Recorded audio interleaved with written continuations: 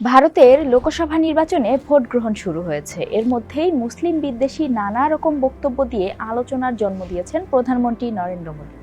মোদী তার নির্বাচনী প্রচারের হাতিয়ার হিসেবে মুসলিম বিদ্বেষ ছড়িয়ে দিচ্ছেন। এর আগেও তিনি এমন কাণ্ড করেছেন।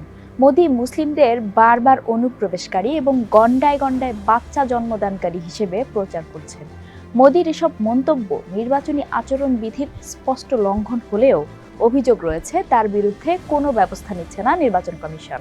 প্রশ্ন উঠেছে, আবারও কেন ধর্মীয় বিদ্বেষকে হাতিয়ার হিসেবে ব্যবহার করছেন মোদী? আর ভারতের নির্বাচন কমিশনই বা কেন চুপ? এসব প্রশ্নের উত্তর জানতেই আমাদের আজকের প্রতিবেদন। সঙ্গে আছি আমি রুকাইয়া জহির। মোদী ও বিজেপির মতে মুসলিমদের সঙ্গে মিলে সংখ্যাগরিষ্ঠ হিন্দুদের বিরুদ্ধে ষড়যন্ত্র করছে বিরোধী দল কংগ্রেস, যার প্রধান উদ্দেশ্য হিন্দুদের সম্পদ ও অধিকার কেড়ে নিয়ে মুসলিমদের হাতে তুলে দেওয়া। এজন্য ভারতীয় ভূখণ্ডে বিপদের মুখে রয়েছেন হিন্দুরা। বিশ্লেষকরা বলছেন, নির্বাচনকে হিন্দু মুসলমানের লড়াইয়ে রূপ দেওয়ার চেষ্টা করছেন মোদী। আর বিজেপি নেতারা প্রকাশ্যে দলটিকে হিন্দুদের দল বলছেন। বিজেপি নেতা এবং মোদীর বক্তব্যগুলো বিশ্লেষণ করলে বোঝা যায়, বিজেপির ভোটার হিসেবে তারা শুধু হিন্দুদেরকে ভাবছেন। নরেন্দ্র মোদী সম্প্রতি বেশ কয়েকটি নির্বাচনী সমাবেশে বলেন, যদি বিরোধীরা ক্ষমতায় আসে তাহলে তারা হিন্দুদের সম্পত্তি কেড়ে নেবে, যাদের বেশি সন্তান রয়েছে তাদের সেই সম্পত্তি দিয়ে দেবে। স্পষ্টতই মুসলিমদের প্রতি ইঙ্গিত করে এমন মন্তব্য করেন মোদী। তিনি শুরু থেকেই বিরোধী দলগুলোকে হিন্দু বিরোধী হিসেবে চিহ্নিত করার চেষ্টা করে আসছেন। যেমন তিনি বলছেন, কংগ্রেসের নির্বাচনী ইশতেহারে মুসলিম লীগের ছাপ রয়েছে। ব্রিটিশ ভারতে মুসলমানদের স্বার্থ রক্ষায় মুসলিম লীগ প্রতিষ্ঠা করা হয়েছিল। এখন বিরোধী নেতারা তাদের নিজেদের ভোটার অর্থাৎ মুসলিমদের খুশি করতেই একই কাজ করছেন। বিশ্লেষকদের মতে, নির্বাচনের প্রথম দফায় ভোটারদের কাছ থেকে কাঙ্ক্ষিত সাড়া পায়নি বিজেপি। এই কারণে দলটির নেতারা মরিয়া হয়ে ধর্মীয় বিভাজনের পুরনো কৌশল বেছে নিয়েছেন।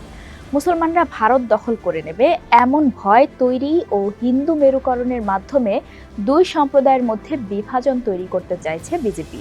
নির্বাচনের ডামাডোলে বিজেপি একটি বার্তা ছড়িয়ে দেওয়ার চেষ্টা করছে, তা হলো ভারতীয় মুসলমানরা বাইরে থেকে এসেছেন। এখন তারা অধিক সন্তান জন্ম দিয়ে সংখ্যায় সংখ্যাগরিষ্ঠ হিন্দুদের ছাড়িয়ে যাওয়ার ষড়যন্ত্র করছেন। মুসলিমদের প্রতি মোদী ও বিজেপির এমন আচরণ ও প্রচার কৌশল স্পষ্টত ভারতের নির্বাচনী আচরণবিধির লঙ্ঘন। কেননা তাতে ধর্মীয় কিংবা সম্প্রদায়ের ভিত্তিতে ভোটারদের বিভাজন, ভোট চাওয়া বা প্রচারে নিষেধাজ্ঞা আরোপ করা আছে। নির্বাচনী প্রচারে সাম্প্রদায়িক বক্তব্য ভারতের গণপ্রতিনিধি আইনেরও লঙ্ঘন। এতে দোষী সাব্যস্ত হলে যে কারো সর্বোচ্চ 6 বছরের কারাদণ্ড হতে পারে। এর আগে এমন নজিরও দেখেছে ভারতবাসী।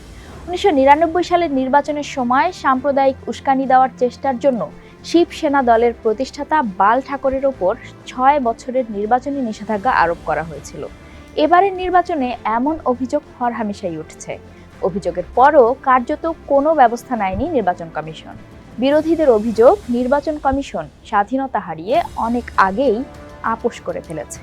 কমিশন এখন সরকারের একটি সংস্থার মতো আচরণ করছে।